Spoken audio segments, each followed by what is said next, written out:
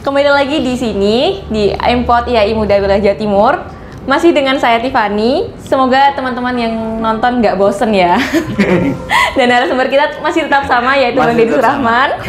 Supaya nggak bosan juga. Oke, jadi pembahasan kali ini tentang kepercayaan dan kerjasama, Bang. Oke. Jadi gini, kemarin kan Bang Deddy udah nge-share nih gimana cara membangun relasi, terus cara meningkatkan komunikasi juga. Nah, sekarang gimana sih dengan dibangunnya relasi itu? Gimana cara kita itu mendapatkan kepercayaan dari relasi itu sehingga kita bisa membangun kerjasama? Oke. Gitu. Nah, itu gimana cara memulai gitu, Bang? Oke. Kalau dibilang bagaimana cara memulainya adalah begini. Langkah awalnya adalah sang pemimpin itu memberikan izin. Sang pemimpin ini siapa dulu? Ya, Diri sendiri atau? Anggaplah begini. Ini kan dalam satu organisasi ya. Kita bilangnya dalam satu organisasi. Oke. Di mana kan mesti ada nih kabid dan lain sebagainya, kan mesti ada. Nah, di posisi-posisi ini kan mereka atau anggaplah Mbak nih sebagai kepala bidang nih, ya kan? Nah, di posisi kepala bidang Mbak ini harus memberikan satu kepercayaan kepada stafnya. Oke. Karena apa? Kalau kita sudah memberikan kepercayaan, posisinya adalah kita mau mengikuti proses untuk sama-sama belajar. Nah, ini yang harus kita garis bawahi dulu. Nah, tapi kalau dalam satu organisasi ini saling menunjukkan kepintaran, nah ini udah bubar. Berarti udah beda gitu ya, jadi kayak saingan gitu jadinya. Saingan akhirnya. Jadi kalau di dalam satu organisasi supaya ini tetap sustainable, maka apa? Kita mengizinkan orang lain untuk mengerjakan satu proyek dan berikan kepercayaan. Nah, yang kedua adalah ketika kita sudah diberikan kepercayaan, jangan lupa jika ada kesulitan kita bertanya. Nah, mulailah muncul kembali lagi yang kemarin kan, kita mulai muncul lagi yang namanya komunikasi dua arah. Nah, artinya apa? Antara aku, kau dan dia ini satu tim gitu loh. Satu tim yang harus diselesaikan gitu. Jadi nggak bisa kita nggak ngomong. Nah, artinya oke, kita punya project A nih. Nah, aku, kau dan dia ini harus ngomong dalam satu project tersebut. Apa sih usulanmu? Nah, kembali lagi konsep mendengarkan. Kita dengerin dulu nih, jangan langsung ambil sikap. Oh, nggak bisa. Harus pendapatku, nggak boleh kayak nggak gitu. boleh. Tapi kita belajar untuk mendengarkan pendapat. Oke, kita coba ya. Oke. Nah, terlepas ada plan A, plan B, plan C, itu nanti di lapangan. Tapi kita dengerin dulu. Oke, kita catat nih. Oke, kita gunakan plan A ya sekarang ya. Nah, sama juga kita memberikan pengertian kepada tim kita bahwasanya, oke, untuk langkah awal kita pakai plan A dulu. Kalau nggak bisa, kita langsung pindah ke plan B. Sepakat ya? Sepakat. Nah, ketika sudah kita sepakat dalam satu organisasi ya, maka kesepakatan ini harus dijalankan. Jangan tiba-tiba di tengah jalan ngambil sikap sendiri. Nah, ini yang kadang-kadang sering terjadi, tiba-tiba ngambil sikap sendiri tanpa koordinasi. Kalau awalnya musyawarah, maka selesaikan dengan musyawarah. Oke, sampai mencapai mufakat gitu ya? Iya, sampai benar-benar mufakat. Nah, ini adalah konsepnya orang Indonesia. Kita ngomong bareng, selesaikan bareng-bareng. Kalau kita mau ngomong tim, nah sama dengan aku dan kau. Nah, kebanyakan kan ngomongnya sepihak. Tiba-tiba, maaf ini beda topik ya, tapi ranahnya tetap sama, benang merahnya sama. Kita berhubungan dengan seseorang nih, ya. Tiba-tiba ngomong putus. Kok putus? Kan aneh. Iya, bertanda-tanya kan? Nah, kan aneh. Iya, kamu salahnya begini. Anggaplah kita terlalu egois nih ya. Tiba-tiba si pasangan kita itu bilang, ya udah kita putus aja. Ya kan kaget karena aku egois. Oke. Tapi kalau kita bisa mengerti, oh iya aku salah. Aku minta maaf ya karena aku terlalu egois. Oke. Di sisi mana lagi yang aku harus bisa perbaiki? Nah, mulailah dari situ. Nah, tapi apakah itu bisa dilakukan pada semua orang? Enggak. Nah, kembali lagi pada konsep yang jauh hari kita sampaikan adalah jangan memandang bahwasanya orang itu harus mengerti kita, tapi kita harus mengerti orang lain. Nah, awalilah dari dirimu sendiri dulu, baru orang lain. Itu caranya. Oke, itu kan tadi udah dijelasin ya, gimana cara membangun kepercayaan dan kerjasama gitu, Bang. Nah, terus misalnya nih, kita udah dapat kepercayaan, kita udah kerjasama juga, dan kita juga udah didengarkan pendapat kita. Tapi yang udah didengarkan pendapat kita ini menjadi plan A kan. Nah, tapi suatu ketika plan A ini gagal. Jadi kan kayak kita kan ada rasa kecewa, terus kita tuh kayak nggak enak, takut dan segala macam, takut juga kehilangan percayaan orang itu. Nah, itu gimana biar nggak putus kerjasama gitu? Nah, begini, kita ini kan manusia, tidak terlepas yang namanya salah. Iya, gak ada yang sempurna. Ada systematic risk dan unsystematic risk. Nah, artinya dua hal ini harus kita baca. Ini kalau di mata kuliah namanya manajemen risiko. Iya. Risiko apapun harus kita tahu dong. Nah, mana yang bersifat sistematik ya, yang muncul dari organisasi itu, mana yang tidak bersifat sistematik. Contoh adalah keadaan alam. Nah, caranya begini, kita bangun nih satu proyek, kita mau bikin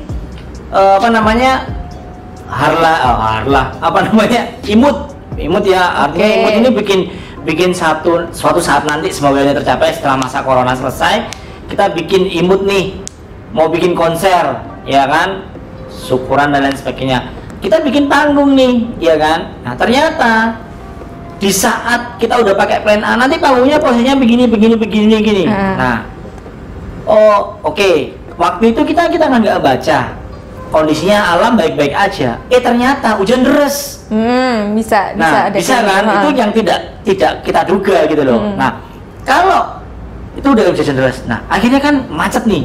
Plan B-nya bagaimana? Kita gunakan plan B. Nah, yang sistematik itu beda lagi. Yang sistematik itu begini, kita udah rancang semua, ya. Ternyata ada satu komitmen yang tidak dilaksanakan. Nah, ini yang menjadi polemik di internal yang harus diselesaikan, gitu loh.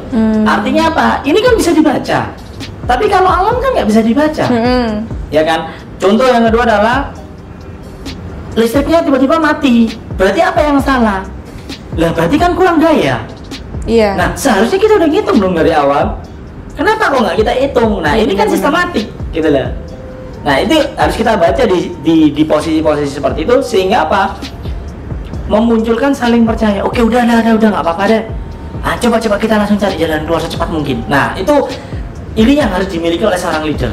Nah, pertanyaannya begini, Bang, apakah itu hanya leader aja? Loh, leader itu tidak harus seperti begini. Yang di situ adalah kepala project, ya kan? Berarti dia yang bertanggung jawab. Iya, memang dia bertanggung. Tapi kan kita leader untuk diri kita sendiri. Berarti kita bertanggung jawab atas project itu. Walaupun memang ada penanggung jawab projectnya. Kan ada bagian-bagian tersendiri. Nah, kita harus bertanggung jawab. Aku udah diberi kepercayaan nih, maka kepercayaan ini harus tak pegang betul. Terlepas ada kesalahan, apa salahnya sih minta maaf? Paling mentok-mentok kita dijudge, kamu begini, ya udah terima aja. Emang salah, tapi next time itu akan menjadi satu pelajaran untuk kita evaluasi. Gitu loh. Kemarin aku disalahin nih di sini nih, berarti besok jangan sampai begini, gitu caranya. Jadi jangan sampai kita terburu sakit hati daripada senang hati gitu loh. Kan kadang kan kita nggak siapnya disakitin. Kalau proyeknya sukses, kita seneng. Gagal, maki-maki udah muda, ya kan, udah keluar rumah. Nah, itu yang kadang-kadang kita nggak siap. Nah, maka kita harus siap di segala macam posisi ya. Itu supaya apa? Relasi ini, hubungan ini akan terjalin lama banget, gitu loh. Saling percaya, itu kunci pertama. Dan terakhirnya ada di sana juga, gitu. Kalau kita udah saling percaya, saling memberikan waktu, ini adalah sebagai proses belajar, aman kok, gitu loh, aman banget. Tapi kalau kita udah merasa paling jago, udah sepintar-pintarnya tupai loncat, dia pasti jatuh, gitu loh. Seahli-ahlinya kamu bikin project, kalau memang kamu lagi sombong di sana, udah jatuh kamu nanti, gitu loh. Berarti tadi kan meskipun udah percaya, kerjasama juga, ya ketika ada suatu proyek gitu ya, proyeknya ini emang idenya si A, tapi ya kita sebagai rekan-rekannya ya harus ngebantuin, nggak ngebebanin ke si A ini aja, karena kita udah percaya dan kerjasama kan tadi. Kalau kita berbicara atas nama tim, maka kita ngomongnya tim, jangan ngomong individu. Jadi ketika ada kesalahan nggak boleh menimpalkan. Terlepas kita punya masalah pribadi ya, punya masalah pribadi, jangan libatkan. Gitu. Kalau kita ngomong tim, ya tim aja. Gitu. Jadi kalau tim lagi down, ya coba kita rangkul. Artinya kita rangkul itu kita ajak bicara dan lain sebagainya. Udah lah, nggak usah dipikirin, udah. Ini memang kita ngomong tim gitu loh. Nah, itu yang menjadi kuat di gennya Mas Didi itu adalah itu, ngomong tim. Kalau tim satu hancur, udah satu tim. Kita evaluasi. Sakit satu merasa sakit semua. Jadi itulah konsepnya kenapa IAI Muda itu lebih dekat dengan lain sebagainya, dengan teman-teman semuanya. Itu karena kita udah ngomong rasa. Nah, karena rasa itu nggak pernah bohong, ya kan? Karena rasa itu nggak pernah bohong. Gitu. Jadi kalau kita udah ngomong tim, oke. Ini memang idenya, misal nih kita punya accounting study club ya di waktu itu. Di waktu itu sampai ada 2 orang tok loh. Pesertanya, coba bayangin. 2 orang. 2 orang aja. Padahal kita udah sebar undangan nih. Coba bayangin. Tapi tetap berjalan dong. Iya berjalan, tapi kan orang pertama kan ini begini nih gimana. Udah langsung pindah internal. Semua pengurus masuk. Ya, langsung Mas Alvin waktu itu ngambil sikap semua pengurus masuk. Ada pertentangan? Ada. Loh kan kita konsepnya itu untuk bermanfaat masyarakat. Iya. Kita coba ini dulu. Sebagai apa? Sebagai kunci untuk membuka yang lainnya. Ternyata benar. Begitu kita pakai internal, coba plan C, digabungin internal sama eksternal. Yang 2 orang itu tadi ya. Ya kan? Eksternal gabungin. Oh ternyata ada apa namanya? Ada tanggapan respon baik nih dari luar. Nah begitu internal dan eksternal udah masuk nih, ternyata coba lagi masuk ke universitas. Yang namanya sekarang adalah IAI Goes to Campus kan? Accounting Study Club Goes to Campus. Nah, yang dulu konsepnya cuma 20 orang, sekarang sampai 50 orang, kelas gede kan? Bahkan berbeda universitas gitu. Berbeda universitas bisa masuk semua. Gimana? Ya itu yang kita alamin dulu. Jadi lebih luas. Saling support gitu loh. Nah kalau tim itu nggak saling support, nggak bisa Mbak. Itu bisa kok dilogikakan banget. Dan jangan gampang kalau orang-orang kan bilang gini, arah satu telunjukmu itu ke orang lain, tapi 4 ini ke kamu.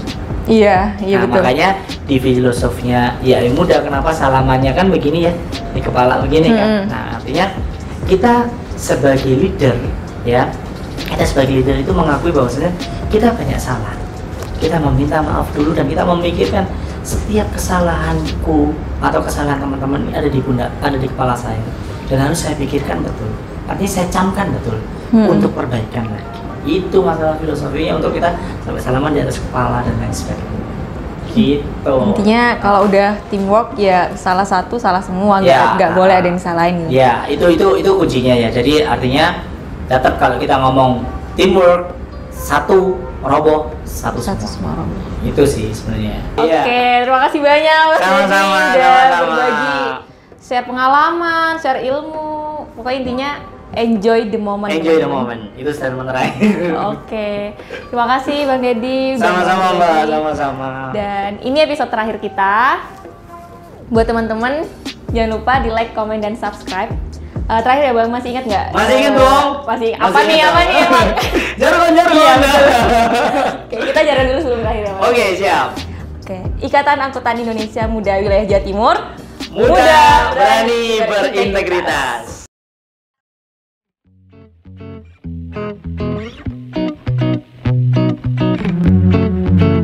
Thank you.